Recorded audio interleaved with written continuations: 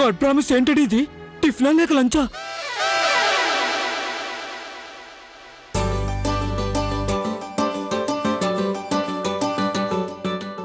అయ్యో బాబోయ్, పొద్దున్నే ఇలాంటి టిఫినా?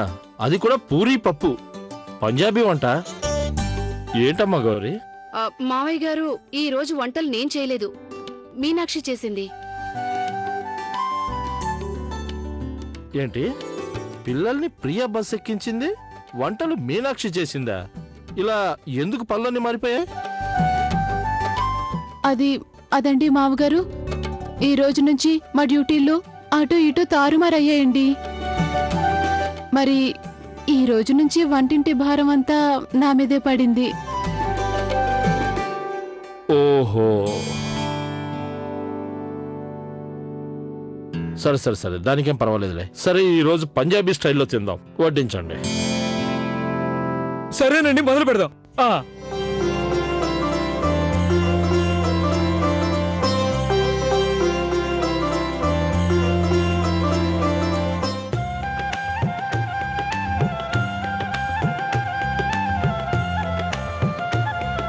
అరే వాహ్, టిఫిన్ చాలా బాగుంది.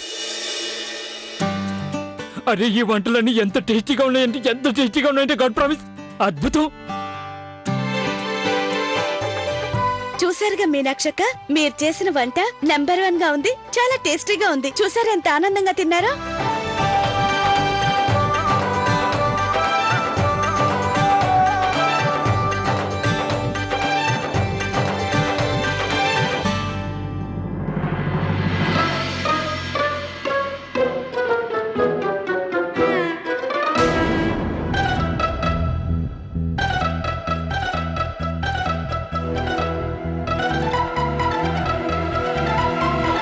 ఏ లవ్లీ, కిందేం చూస్తున్నావు? ఎందుకు అలా నిల్చులో ఏదో హై వోల్టేజ్ షాక్ కొట్టినట్టు? కిట్టు బాబు గారు, ఏం లేదు, నాకు నడుము నొప్పిగా ఉంది, అందుకే స్ట్రెచింగ్ చేస్తున్నాను, అందుకే అలా.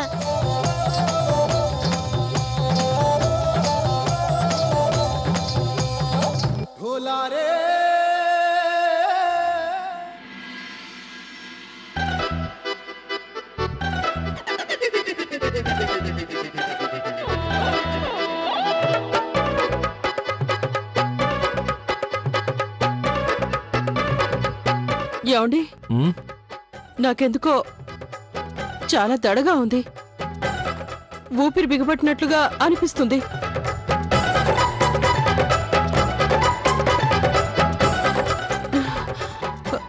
ఏమండి, మన ఇంట్లోకి ఏదైనా జంతువు వచ్చినట్టు మీకు అనిపిస్తుందా?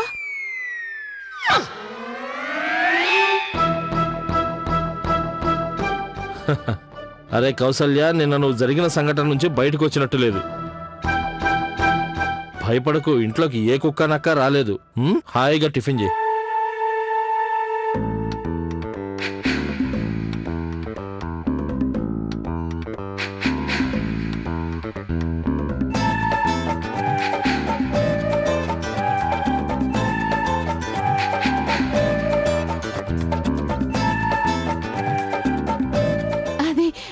గౌరక్క, మావయ్య గారు, ఈరోజు నేను లస్సీ కూడా చేసి పెట్టాను, నేను అది కూడా తీసుకొస్తాను. మీనాక్షి, నువ్వు ఉండు, నేను వెళ్ళి తీసుకొస్తాను.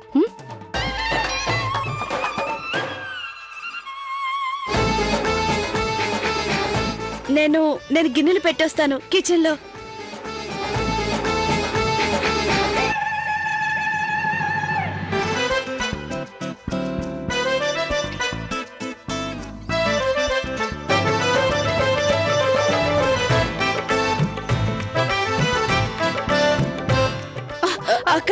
అక్క, అటువైపు తిరిగి వెళ్ళండి. ఎందుకు? నేను చెప్తున్నాను కదా, మీరు అటు నుంచి వెళ్ళండి, నేను ఇటు నుంచి వెళ్తాను. అలాగే, అటువైపు నుంచే వెళ్తాను. మతిపోయినట్టుంది దీనికి.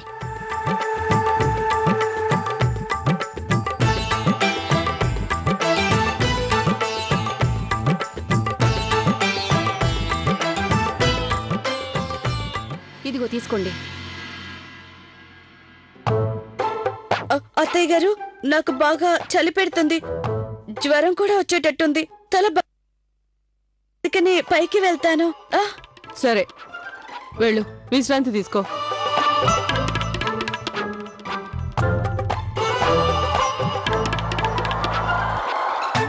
ఇదే మంచి ఛాన్స్. దీన్ని తప్పకుండా బయట వదిలి రావాలి, లేదంటే నన్ను తరివేసేలా ఉన్నారు.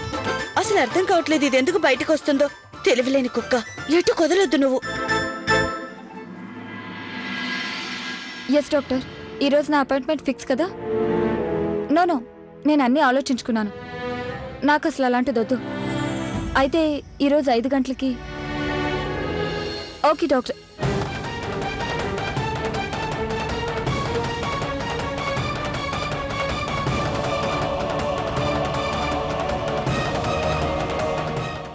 Thank you. అత్తయ్య గారు మీరిలా ఏంటి సంగతి? ఏమైనా కావాలా? లేదు ప్రియా, ఇలా కూర్చో నెమ్మదిగా. నాకు నీ పద్ధతి బాగా నచ్చిందమ్మా ప్రియా. నీ గురించి నువ్వు శ్రద్ధగా ఉంటున్నావు. నీకిది మొట్టమొదటి ప్రెగ్నెన్సీ కదా, అందుకని నువ్వు పుష్టిగా తినాలి, సంతోషంగా ఉండాలి. నేననుకునేదేంటంటే ఇంట్లో పూజ పెట్టిద్దామని. అలాగే అన్నువి పాత డ్రెస్సులన్నీ బయటికి తీయిస్తాను. అదేంటంటే మన ఈ కుటుంబంలో ఎవరైనా చంటిబిడ్డ వచ్చిందంటే ముందు వాడికి మేం పాత బట్టలే తొడిగిస్తాము, కొత్త బట్టలు వేయము. ఇప్పుడిక నేనేం చెప్పను. నిజానికి నీకు బిడ్డ పుట్టడానికి చాలా సమయం ఉంది. అయినా నాకెందుకో ఇప్పుడే ఇంట్లోకి ఒక చిన్నారి పసిపాప వస్తుందని నాకనిపిస్తుంది. అవును, నువ్వు డాక్టర్ గారితో ఏదో మాట్లాడుతున్నట్టున్నా? అపాయింట్మెంట్ తీసుకోవడానికా?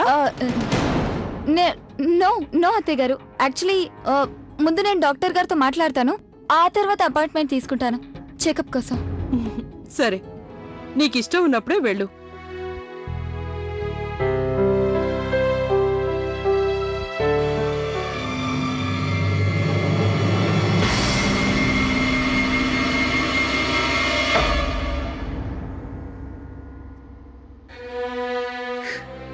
పద, నిన్ను బయట వదిలేసి వస్తాను. నడు, త్వరగా బయటికి రా. రా.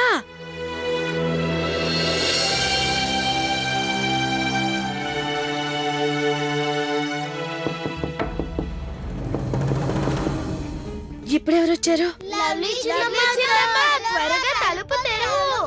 వస్తున్నా.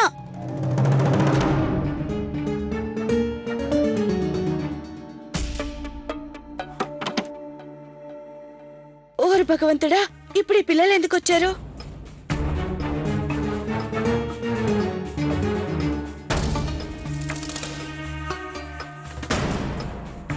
చిన్నమ్మ, మీరు చిన్న కుక్క పిల్లని చూసారా? రాత్రి ఏడుస్తూ కనిపించిందే. మీకు చిన్న పప్పి కనిపించిందా? ఓ గాడ్, అది టైంలో బయటకొస్తే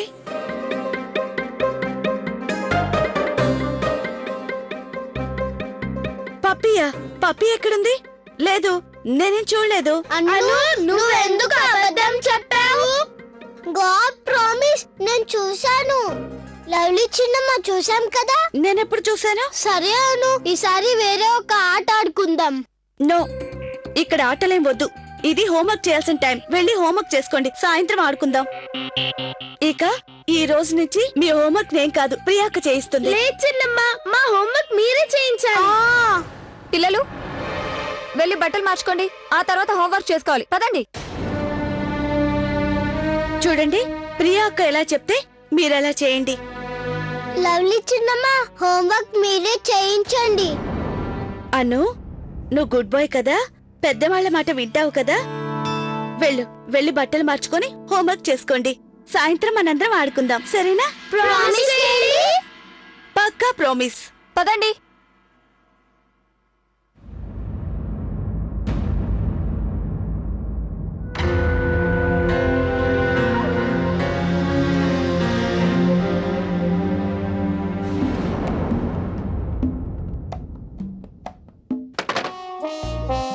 ఈ టైంలో నేను నిన్ను బయట వదిలిపెట్టలేను. ఒక పని చేస్తాను, రాత్రి అందరూ పడుకున్న తర్వాత నిన్ను బయటకు వదిలేస్తాను, ఓకే? అప్పటి వరకు నువ్వు పడుకో. అంతేకాదు, ఇక్కడి నుంచి నువ్వు ప్లీజ్ ఎక్కడికి వెళ్ళొద్దు. ఏం చేస్తున్నారు? ఏం చేస్తున్నారు? త్వరగా పదండి, పదండి, భోజనాలకు వెళ్ళాలి. ఇక్కడ నించోండి, ఎటు కదలొద్దు. లక్కీ, నువ్వు బట్టలు మార్చుకో. ఎందుకు ఇలా ఆడుతున్నావు? ఇంత పెద్దవాడు అయిపోయావు, నీకు కూడా చెప్పాలా? త్వరగా మార్చుకో, స్కూల్ డ్రెస్ తీసి ఇది వేసుకో. త్వరగా రండి, భోజనాలకి టైం అవుతుంది. రండి. మేము తర్వాత తింటాం. ఇప్పుడే తినాలి. తర్వాత బాబీ, కింద పెట్టిదాన్ని. ముని, నీకు కూడా మళ్ళీ చెప్పాలా? పదండి, స్టాచ్యూలా కదలకుండా నిలబడండి. అర్థమైందా? లక్కీ, లక్కీ, బట్టలు మార్చుకోండి, త్వరగా మార్చుకోండి ఇప్పుడే. అను, ఒకసారి చెప్తే అర్థం కాదా? డ్రెస్ చేంజ్ చేసుకోకపోతే 2 తగిలిస్తాను.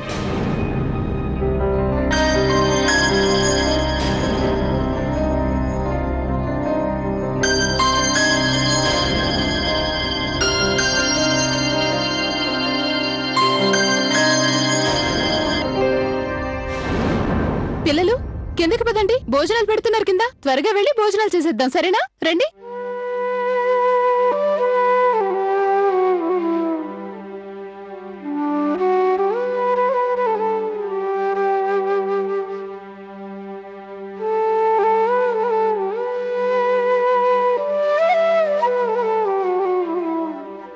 ఏ ప్రియా, నేను నీకోసమే నీ గదికి వచ్చాను. పిల్లల విషయంలో కాస్తంత సాయం చేద్దామని. కానీ ఇంతలో నువ్వు పిల్లల మీద ఇంతలా కోపడాల్సింది కాదు. పిల్లలకి చాలా సున్నితంగా ప్రేమగా చెప్పాలి. ముఖ్యంగా అన్ను విషయంలో. ఇప్పుడు వాడు అమ్మా నాన్నలు కూడా ఇక్కడ లేరు కదా. చాలక్క, దట్స్ ఎనఫ్. నాకు లెక్చర్లు ఇవ్వాల్సిన అవసరం లేదు. ముందు లవ్లీ, ఇప్పుడు మీరు నాకే సలహాలు ఇస్తున్నారు.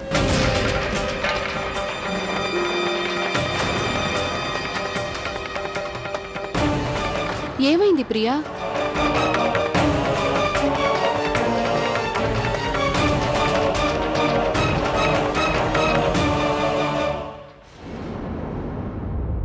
ఏం లేదక్క. ఎందుకు ఈరోజు ప్రియ మూడు బాగోలేనట్టుగా ఉంది. ఏ తప్పు లేకపోయినా పిల్లల మీద కోప్పడింది. అలా చేయకూడదని నేను చెప్పబోతే నా మీదే అరిచేసి వెళ్ళిపోయింది. మీరే చూసారుగా తను ఇక్కడి నుంచి ఎంత కోపంగా వెళ్ళిపోయిందో. మీనాక్షి, ఇందులో ప్రియా తప్పేమీ లేదు. అసలు తప్పంతా ఆ లవ్లీదే. తనేగా మన పనులన్నీ అటు ఇటు మార్చింది. ప్రియకి పిల్లల్ని ఎలా చూసుకోవాలో అసలు తెలీదు. ఈ పిల్ల వల్ల ఇంకెన్ని ఇబ్బందులొస్తాయి ఏంటో.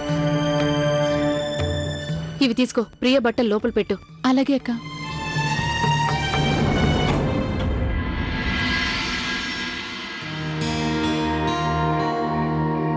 నువ్వే చూడు, ఈ రోజు నేను వెన్నతో చేసిన ఈ రొట్టెలు తిని అందరూ ఎంత ఆనందపడతారో. మీనాక్షి దేవి గారు, ఈరోజు స్పెషల్ ఏంటి?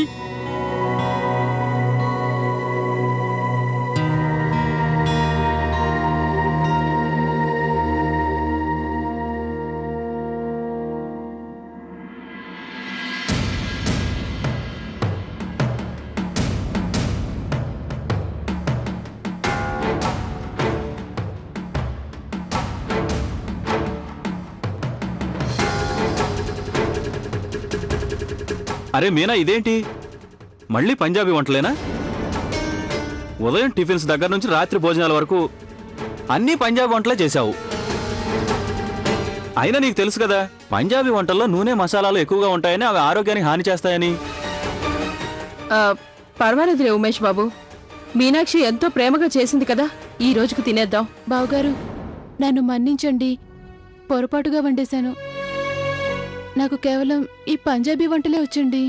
పర్వాలేదు. అమ్మ మీనాక్షి, రేపు ఇలా జరగకూడదు. అలాగేనండి. సరే, కొంచెం కొంచెం తినండి.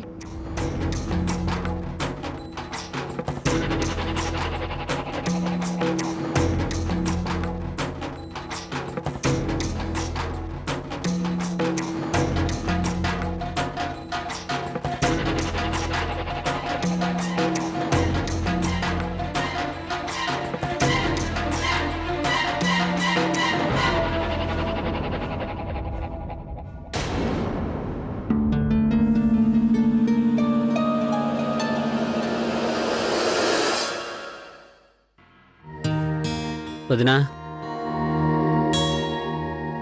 వదిన కడుపులో కొంచెం మంటగా ఉంది. ఇంట్లో ఎసిడిటీ తగ్గే మందులు ఏమైనా ఉన్నాయా?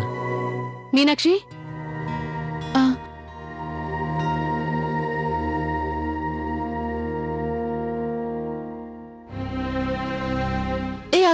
మంచినీళ్ళు ఇస్తాను. వద్దు వదినా, నా రూమ్లో నీళ్లు ఉన్నాయి, అక్కడే వేసుకుని మంచినీళ్ళు తాగేస్తాను.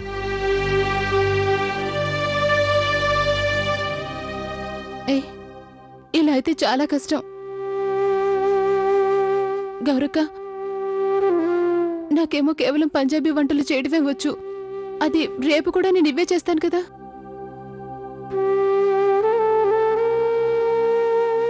గౌరక్క, మీరెలాగైనా నాకు సాయం చేయండి. ఏవైనా కొన్ని వంటలు నేర్పిస్తే చాలు నాకు.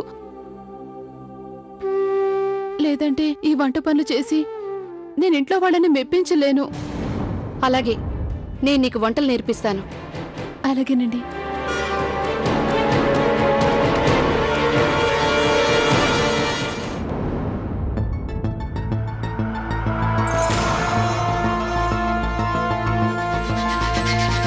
అత్తయ్య గారు, అమ్మా గౌరీ, ఈ సమయంలో నువ్విక్కడ? అత్తయ్య గారు, నేను మీతో ఒక ముఖ్యమైన విషయం మాట్లాడాలి. చెప్పమ్మా. అత్తయ్య గారు, లవ్లీ పనులను అటూ ఇటూ మార్చడం వల్ల మేమెవ్వరం పనులను సరిగ్గా చేయలేకపోతున్నాం అత్తయ్య. అందరికీ ఎన్నో ఇబ్బందులు కలుగుతున్నాయి. అత్తయ్య గారు, మీరింటి బాధ్యతలు చూసుకునేటప్పుడు ఇంట్లో అందరం సక్రమంగా పనులు చేసేవాళ్ళం. ఎవ్వరికీ ఎలాంటి ఇబ్బంది కలిగుండేది కాదు. అత్తయ్య గారు, ఇప్పుడు ప్రియని చూడండి. ఆమె పిల్లల్ని సరిగా చూసుకోలేకపోతోంది. వాళ్ళ అల్లరి భరించలేక పిల్లల మీద అరిచేసింది. అంతేకాదు, మీనాక్షిని కూడా నానా మాటలు అంది. అత్తయ్య గారు, ఇలాంటివి మన ఇంట్లో ఎప్పుడూ జరగలేదు. అంతేకాకుండా మీనాక్షి పంజాబీ వంటకాలు తప్ప ఇంకే వంటకాలు చేయలేకపోతోంది. అత్తయ్య గారు, మీరే దీనికి త్వరగా పరిష్కారం చూడాలి. లేదంటే ఈ ఇంట్లో పరిస్థితులు తారుమారైపోతాయి. మొత్తం అంతా తలక్రిందులైపోతుంది అత్తయ్య. అయినా ఈ లవ్లీ మా పనులన్నీ అటు ఇటు మార్చి అసలు తను ఏం సాధించాలనుకుంటుందో నాకైతే అర్థం కావటం లేదు.